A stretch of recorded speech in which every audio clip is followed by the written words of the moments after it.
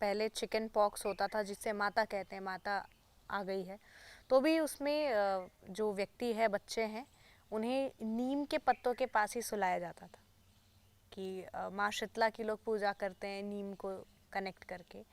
तो ये सब उसी से जुड़ा हुआ है, सारे बैक्टीरिया से और इन सब चीज़ों। बिल्कुल सही कहा आपने, उसका उसके साथ संबंध है, सनातन आयुर्वेदिक संबंध है ये।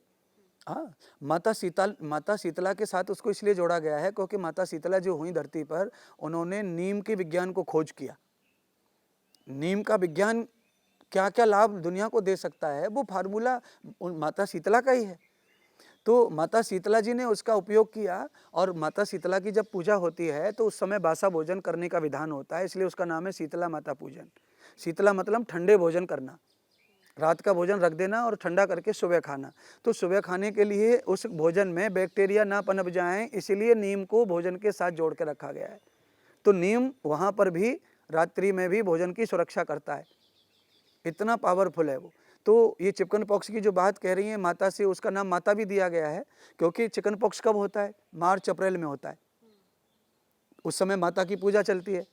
तो उस समय क्या होता है कि उस समय ठंडियाँ समाप्त हो रही होती हैं और ग्रीष्म ऋतु आ रहा होता है।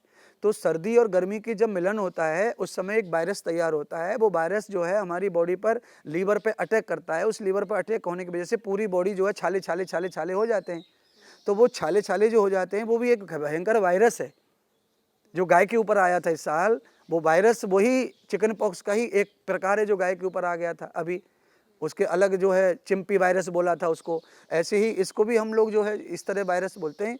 तो नीम का जो पाला होता है, नीम की जो पत्तियां डालें जो होती हैं, तो चिकन पॉक्स के मरीज के ऊपर जो उसका उपयोग होता है, बिस्तर पे लगाना, तकिया के नीचे लगाना, उसका तात्पर्य सीधा सीधा है क्योंकि नीम का जो स्वभाव है वो ठंडा होता है।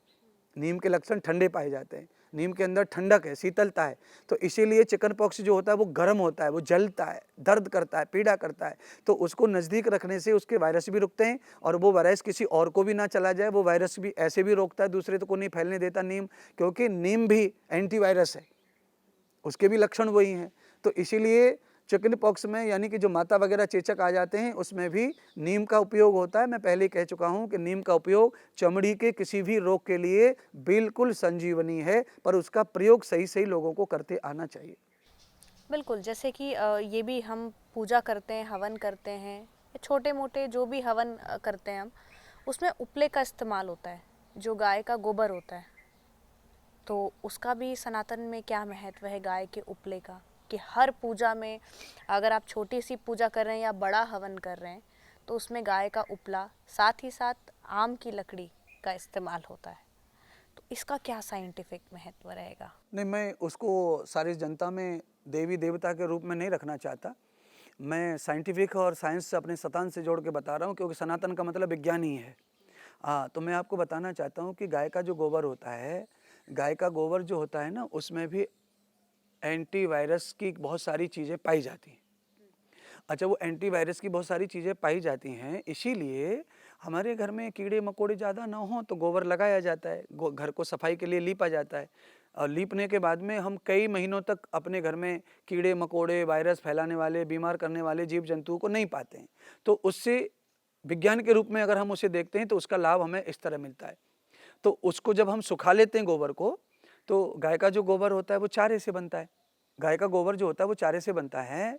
हाँ, पर मैं आपको ये कहूँगा कि जो गाय अनाज खाती है, जो गाय पालतू है, जो गाय अनाज खाती है, जो गाय अनाज खा लेती है, जो बढ़िया बढ़िया माल खाती है, उस गाय का जो गोबर होता है उसके गुण कम हो जाते हैं।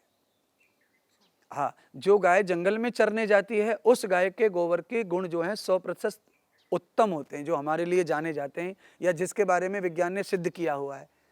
हाँ, तो गाय जो पालते हैं तो उसमें क्या होता है, जो गाय के लिए उपयुक्त नहीं है वो भी खिलाते हैं अपन लालच में।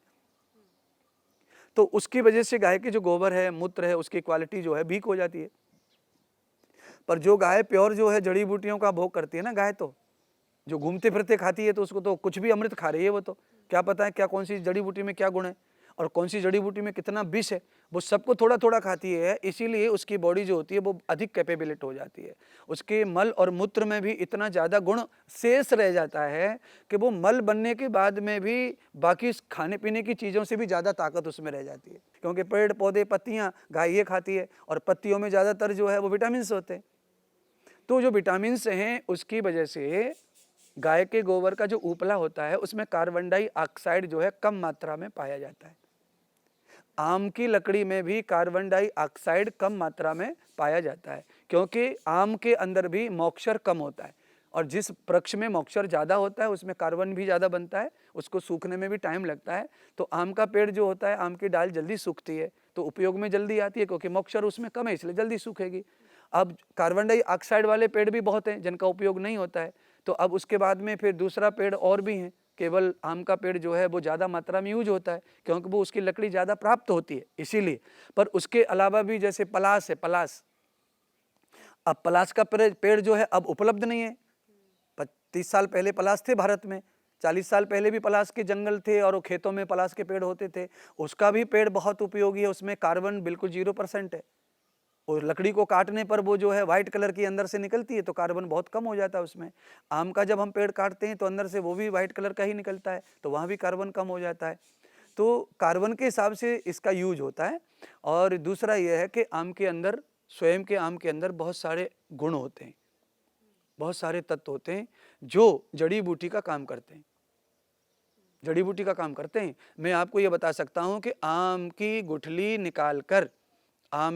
निकालकर उसका पाउडर बना लिया जाए और उस पाउडर को शैम्पू में डाल करके या रीठा में डाल करके अगर बालों में इस्तेमाल किया जाए तो बालों की स्थिति बिल्कुल ज़बरदस्त हो जाती है। आम की गुठली का इतना बड़ा वरदान है बालों के लिए। तो उसके अंदर बालों को क्या चाहिए, प्रोटीन चाहिए, बालों को क्या चाहिए, विटामिन सी चाहिए। तो आम जो है खट्टा पदार्थ है, उसमें विटामिन सी भरपूर मात्रा में होता है, इसलिए उसकी लकड़ी में ज़्यादा से ज़्यादा वो पाया जाता है। तो वो भी हमारी सृष्टि के लिए, हमारे लिए उत्तम होता है। उस हिसाब से मैं आम की लकड़ी को देखता हूँ, क्योंकि आम में कार्बन डाइऑक्साइड कम होने के कारण उसको हम उसमें यूज करते हैं। कार्बन तो होता ही है, सब में, उपले में भी होता है, उसमें भी होता है, पर कम से कम कार्बन हो वो हवन में यूज होता है।